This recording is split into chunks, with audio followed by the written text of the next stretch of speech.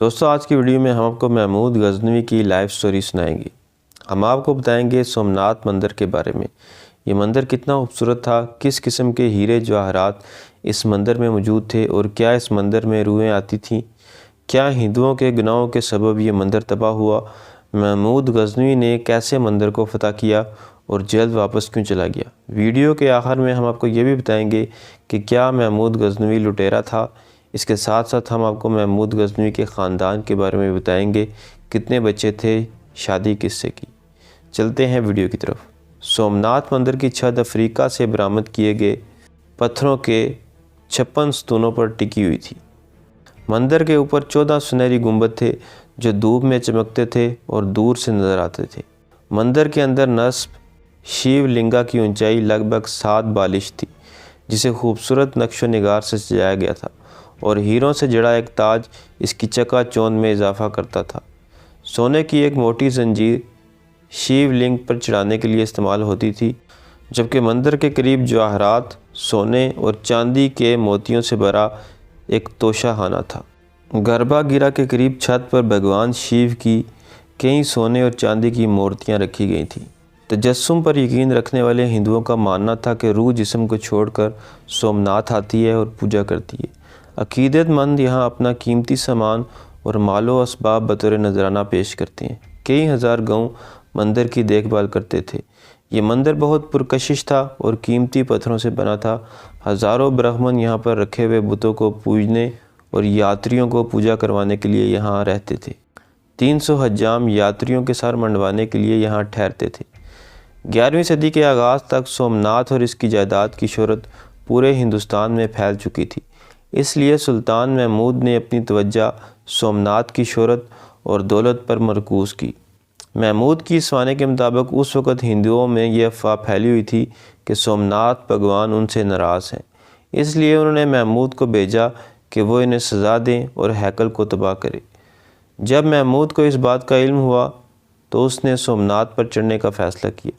پھر محمود نے اپنے 30,000 گھڑ سواروں کے ساتھ 18 اکتوبر 1025 کو سومناتھ پر حملہ کیا۔ تاہم تاریخ کی کتابوں میں ہمیں اس فوج کی تعداد میں فرق ملتا ہے۔ محمود نے غزنی سے سومناتھ تک کا سفر بہت تیزی سے مکمل کیا۔ موڈھیرا نامی علاقے میں پہنچ کر محمود کو اپنے پہلے بڑے چیلنج کا سامنا کرنا پڑا، جب 20,000 فوجیوں کے ایک لشکر نے ان پر حملہ کیا۔ اس جنگ میں سلطان محمود کو فتح نصیب ہوئی۔ محمود نے موڈھیرا کی جنگ جیت لی اور اس سے محمود کے لیے سومناتھ پر حملہ کرنا آسان ہو گیا۔ لوگوں کا ماننا تھا کہ سومناتھ کے دیوتا بہت طاقتور ہیں اور انہیں مشکل وقت میں اجنبی حملہ آوروں سے بچائیں گے اور دشمنوں کو تباہ کریں گے۔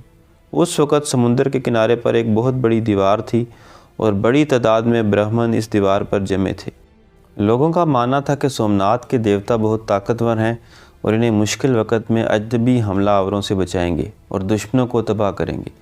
اس وقت سمندر کے کنارے پر ایک بہت بڑی دیوار تھی اور بڑی تعداد میں برہمن اس دیوار پر جمع تھے۔ جنگ کے دوران کئی مسلمان فوجی مارے گئے اور دوسرے دن بھی ایسا ہی ہوا۔ محمود کے سپاہی دوسرے دن بھی مندر کے قلعے کی دیوار پر نہ چڑھ سکے۔ 7 جنوری کی صبح لوگوں نے محمود کی افواج کے حملے کا سامنا کیا اور پیچھے ہٹ گئے۔ اس کے بعد محمود کے سپاہی قلعے میں پہنچ گئے۔ جیسے ہی فوج نے قلعے پر قبضہ کیا، سومناتھ کے لوگ مندر پہنچے اور وہاں سومناتھ کی مورتی کی حفاظت کے لیے دعا کی۔ پھر ہندوؤں نے محمود کی فوج پر حملہ کیا۔ شام کو انہوں نے محمود غزنوی کی فوجوں کو بھگا دیا اور قلعے کا قبضہ واگزار کروا لیا۔ تیسرے دن محمود غزنوی کی فوج نے قلعے پر 2 حملے کیے۔ محمود نے اپنی فوج کے ایک چھوٹے دستے کو قلعے میں رہنے کو کہا، دوسرے کو حکم دیا کہ وہ ارد گرد کے علاقے سے آنے والے فوجیوں کو قلعے میں داخل ہونے سے روکیں۔ اسی دوران جب محمود کو معلوم ہوا کہ بھیم دیو اپنی فوج کے ساتھ حملہ کرنے آ رہے ہیں تو وہ خود وہاں پہنچ گئے۔ بھیم دیو اور محمود کے درمیان زبردست جنگ ہوئی۔ بھیم دیو بھاگ گئے اور محمود جنگ کے بعد سومناتھ واپس آئے اور قلعے کو تباہ کر دیا۔ سومناتھ کو بچانے کی اس کوشش میں کم از کم 50,000 یاتری اپنی جانوں سے ہاتھ دھو بیٹھے۔ سومناتھ کا خزانہ لوٹنے کے بعد محمود نے سب کچھ جلانے کا حکم دیا۔ سلطان نے لوٹ مار سے تقریباً 20 لاکھ مہریں حاصل کی۔ سلطان کو اپنے دور میں ہونے والی کل لوٹ مار کا صرف 5واں حصہ ملا تھا۔ اس وقت ایک مہر کا اوسط وزن 4.2 گرام تھا، اور اگر رقم کا حساب لگایا جائے تو اس کی قیمت آج کے 105 کروڑ 43 لاکھ انڈین روپے بنتی ہے۔ اس وقت سومناتھ یا سوراشٹر میں کوئی دوسرا بادشاہ نہیں تھا جو محمود سے لڑ سکے۔ چنانچہ سومناتھ میں خزانہ لوٹنے کے بعد محمود کوئی وقت ضائع نہیں کرنا چاہتا تھا اور اسے جلد از جلد باہر نکالنا چاہتے تھے۔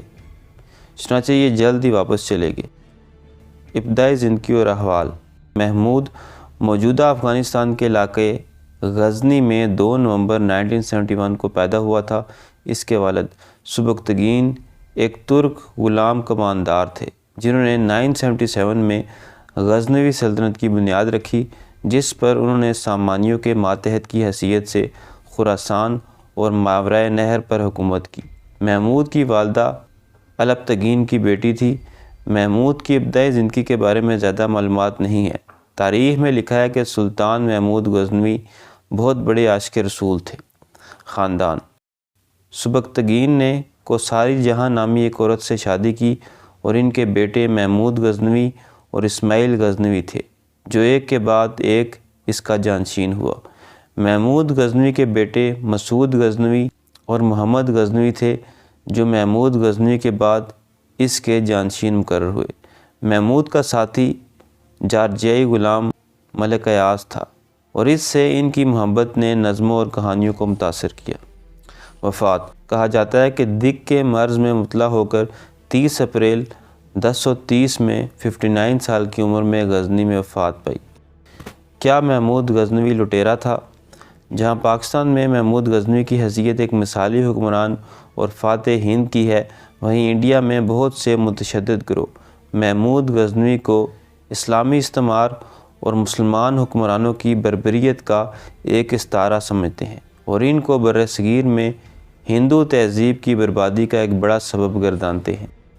اگرچہ محمود غزنوی کا ہندوستان پر یہ پہلا حملہ نہیں تھا اور نہ ہی سومناتھ کا مندر واحد تھا کہ جس کو کسی حکمران نے توڑا تھا، نہ ہی مسلمان وہ واحد حکمران طبقہ تھا جنہوں نے ہندوؤں کے مندر کو اس طرح نشانہ بنایا تھا۔ جیسا کہ رچرڈ ایٹن نے اپنی تحقیق میں ثابت کیا ہے کہ مندروں کو نشانہ بنانے کے کئی واقعات تاریخ کی کتابوں میں بھرے پڑے ہیں۔ خود ہندو حکمران جہاں مندروں کی تعمیر میں حصہ لیتے تھے، وہیں وہ اپنے مخالف حکمرانوں کے مندروں کو نشانہ بھی بناتے تھے، خاص کر ان مندروں کو جو مقامی حکمرانوں کی سرپرستی میں چلتے تھے اور ان کی سیاسی طاقت کا مرکز سمجھے جاتے تھے۔ حملہ آور ہندو حکمران ایسے مندروں میں موجود مرکزی مورتی کو یا تو توڑ دیتے تھے یا اس کو جنگ میں فتح کی نشانی کے طور پر اپنے ساتھ لے جاتے تھے۔ محمود غزنوی سومناتھ پر حملہ کرنے سے پہلے تھنیسر، ماتھورا اور اس طرح کے کئی دیگر علاقوں پر حملہ کر چکے تھے اور وہ اس خطے میں قائم ہندو شاہی سلسلے کا خاتمہ بھی کر چکے تھے۔ اسی طرح وہ ملتان میں قائم شدہ اسماعیلی حکومت کے ساتھ لڑائی کر کے ان کی حکمرانی کا خاتمہ بھی کر چکے تھے۔ ہم یہ کہہ سکتے ہیں کہ محمود غزنوی نے اپنے حملوں میں جہاں ہندوؤں کے علاقوں اور مندروں کو نشانہ بنایا، وہیں پر انہوں نے اسماعیلی مسلمان حکمرانوں اور علاقوں کو بھی تخت و تاراج کیا۔ اس کے علاوہ بے شمار مسلمان حملہ آوروں نے ہندوستان پر حملہ کیا، جن میں امیر تیمور کا نام سر فہرست ہے۔ پھر کیا وجہ ہے کہ محمود غزنوی کو لٹیرا کہا جاتا ہے؟ یہاں یہ بات یاد رکھنے والی ہے کہ برصغیر کی زیادہ تر کتب، خواہ مذہبی ہو یا سیاسی، ان کو دلچسپ بنانے کے لیے اس میں فکشن کا رنگ بھرا جاتا ہے۔ آپ نے اولیاء کرام کی بہت سی کتب پڑھی ہوں گی جن میں ہواؤں میں اڑنا، مردہ زندہ کرنے کا ذکر وغیرہ موجود ہے۔ اس کا مقصد یہی نظر آتا ہے کہ بزرگان دین کی تعلیمات سے روشناس کرانے کے لیے ان کی لائف سٹوری میں ایسے رنگ بھرے جاتے ہیں۔ ایسے میں ہندوستان میں محمود غزنوی کے کردار کو ظالم ثابت کرنے کے لیے بہت سی کہانیاں بنائی گئی ہیں۔ بہرحال آپ اپنی رائے سے ہمیں ضرور آگاہ کیجیے گا کہ کیا محمود غزنوی لٹیرا تھا؟ یہ تھی میری آج کی ویڈیو۔ ملتے ہیں اگلی ویڈیو میں، تب تک اللہ حافظ۔